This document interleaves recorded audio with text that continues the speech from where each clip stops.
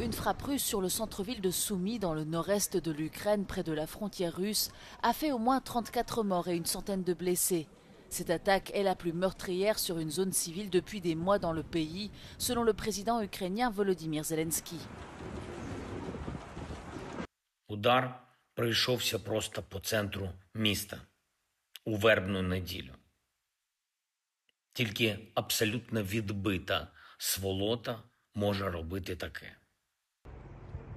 Au moins 2 enfants ont été tués dans les attaques et une quinzaine d'autres ont été blessés. Dans son allocution quotidienne, Volodymyr Zelensky déclare que la communauté internationale ne parvient pas à exercer une pression suffisante sur la Russie, ce qui lui permet de continuer à attaquer les villes ukrainiennes. Тільки тиском, тільки рішучими діями це можна змінити. Кожна російська балістика, кожна крилата ракета, всі російські шахеди, всі керовані бомби б'ють не тільки по наших людях, по наших громадах, але й по дипломатії, по політиці кожного, хто дійсно намагається все це завершити. Situé à seulement 30 km de la frontière russe, Soumy subit des attaques répétées de la part des forces russes ces dernières semaines. Depuis que Moscou a repoussé une grande partie des troupes ukrainiennes de la région russe de Koursk, cette ville est devenue la nouvelle cible du Kremlin. Les dirigeants européens se sont largement exprimés sur les réseaux sociaux ce dimanche pour condamner la dernière attaque de missiles meurtrière de la Russie contre la ville ukrainienne de Soumy.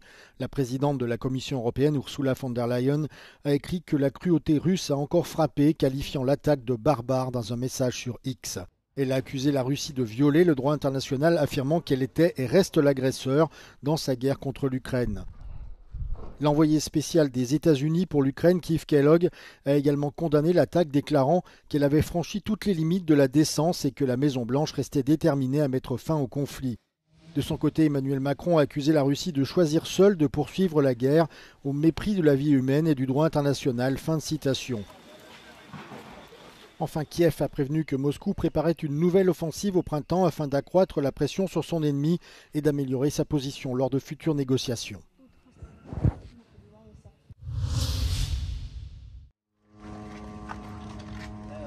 Israël a frappé l'hôpital Al-Hali à Gaza City après avoir forcé les patients à évacuer. C'était l'un des rares hôpitaux encore en fonction dans le territoire palestinien.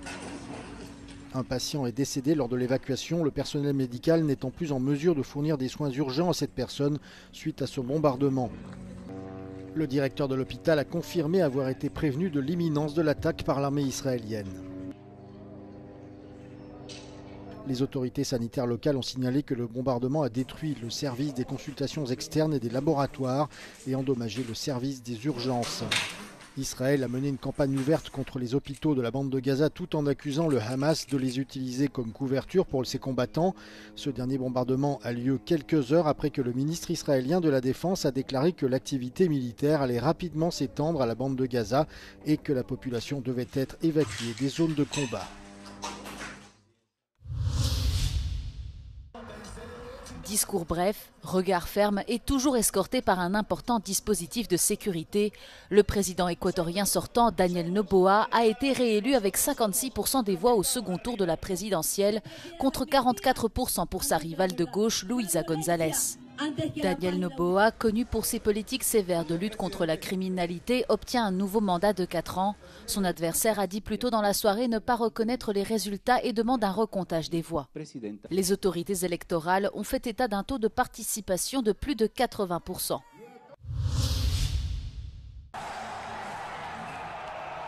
Donald Trump a toutes les capacités requises pour exercer sa fonction. C'est la conclusion de son rapport annuel de santé que la Maison-Blanche a publié ce dimanche. Dans ce rapport, le médecin qui a effectué l'examen médical cite le mode actif du président américain et affirme qu'il continue à contribuer de manière significative à son bien-être général. On apprend que Donald Trump aurait d'ailleurs perdu 20 livres, soit près de 10 kilos, depuis son dernier examen médical en tant que président en 2020. Le rapport médical confirme également que Donald Trump a obtenu un score maximal de 30 sur 30 lors d'un test cognitif. Enfin, pour la petite histoire, le président américain, on le savait, est un golfeur passionné et a déclaré sur ce rapport médical qu'il avait récemment remporté des tournois joués dans les clubs qu'il possède en Floride. Trump, qui aura 79 ans en juin, a été la personne la plus âgée à être inaugurée en tant que président lorsqu'il a pris ses fonctions le 20 janvier dernier. Le pape François a surpris des milliers de fidèles rassemblés sur la place Saint-Pierre pour le dimanche des Rameaux. Le souverain pontife en a profité pour lancer la Semaine Sainte. Beaucoup se sont approchés pour lui toucher la main ou les vêtements alors qu'il était amené en fauteuil roulant sur une rampe jusqu'à l'autel principal. Joyeux dimanche des Rameaux et joyeuse Pâques, tels ont été les mots prononcés par le pape. François entame sa 4e semaine de convalescence après avoir été hospitalisé pour une double pneumonie qui a mis sa vie en danger. Il n'avait jusqu'à ce dimanche prononcé que quelques mots en public. Manifestement désireux de montrer qu'il se sent mieux, le pape François a déjà effectué une visite surprise à Saint-Pierre dimanche dernier ainsi qu'à la basilique Sainte-Marie Majeure de Rome ce samedi. Le Vatican a déclaré qu'il attendait un avis médical sur le rôle qu'il pourrait jouer dans les événements de la Semaine Sainte qui doit se poursuivre jusqu'à dimanche prochain.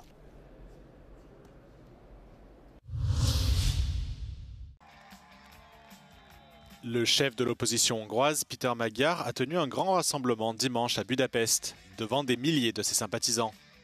À cette occasion, le principal rival politique du Premier ministre Viktor Orban a annoncé le résultat d'une vaste consultation populaire sur une douzaine de sujets. S'il est élu l'année prochaine, Péter Magyar promet de mettre fin à l'isolement de la Hongrie au sein de l'Union européenne. Rendbe tesszük végre a közös ügyeinket. Hazánk, Magyarország újra büszke és megbízható szövetségese lesz a NATO-nak. Magyarország újra teljes jogú tagja lesz az Európai Uniónak. Près de 58% des participants à la consultation sont favorables à une adhésion de l'Ukraine à l'UE. Une question qui fera l'objet d'un référendum s'il est élu, promet Péter Magyar. Ezt a rendszert nem lehet megreformálni. Nem lehet kijavítani, nem lehet jobbá tenni. Ezt a rendszert csak leváltani lehet. És mi ezt fogjuk tenni. Törvényesen, demokratikusan, de eltökélten leváltjuk.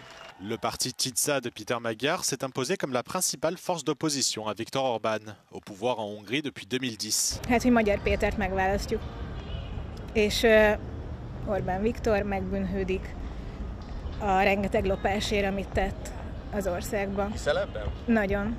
Én hittem 2022-ben is, most még jobban hiszek. Változás szelét lehet érezni, és kíváncsiak vagyunk rá, hogy mi a helyzet. Les élections législatives hongroises devraient avoir lieu d'ici le mois d'avril de l'année prochaine. De récents sondages suggèrent que Péter Magyar a légèrement devancé Viktor Orban dans les intentions de vote, avec une campagne visant à aborder les problèmes économiques et sociaux auxquels la Hongrie est confrontée.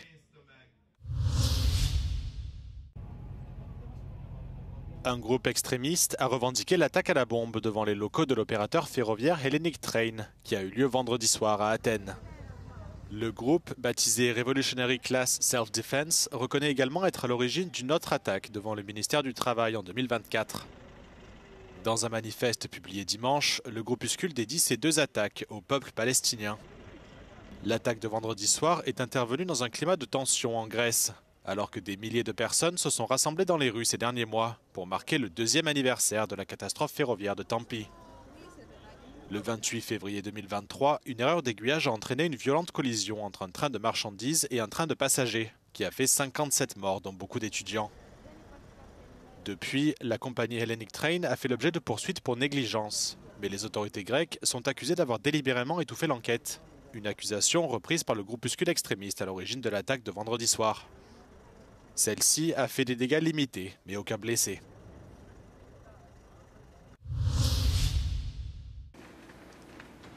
En Espagne, les autorités ont annoncé le démantèlement d'une organisation de traite des êtres humains qui faisait entrer clandestinement des migrants marocains en Espagne et dans d'autres pays de l'UE. Les autorités affirment que l'organisation, moyennant la somme de 3 000 € faisait passer des ressortissants marocains par la Roumanie avant qu'ils ne se rendent en Espagne par voie terrestre à bord de camions ou de camionnettes. 4 personnes ont été arrêtées à Carthagène, une ville située en bordure de la Méditerranée dans la région espagnole de Murcie, lors d'un raid effectué ces derniers jours.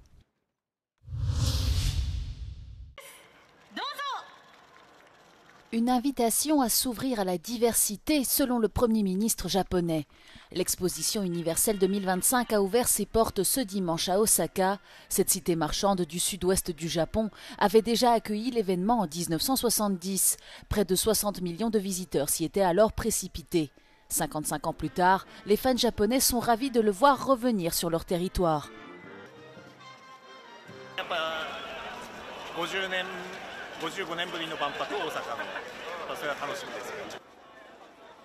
À ce jour, seuls 8,7 millions de billets ont été vendus à l'avance sur les 14 millions espérés, et pour un objectif de 28 millions de visiteurs sur 6 mois. Mais avec 80 pavillons proposés par plus de 160 pays, régions et organisations différents, les organisateurs pensent que chaque visiteur y trouvera son compte. Just seeing what the other countries have to offer. We're interested. We're going for our first pavilion. Actually, is the Blue Ocean Dome one, so we're quite interested in ocean sustainability, especially this one. He loves the ocean. L'exposition universelle prendra fin le 13 octobre prochain. L'événement intervient à un moment de regain de tension dans le monde avec la guerre douanière du président américain Donald Trump et des conflits comme la guerre en Ukraine et dans la bande de Gaza.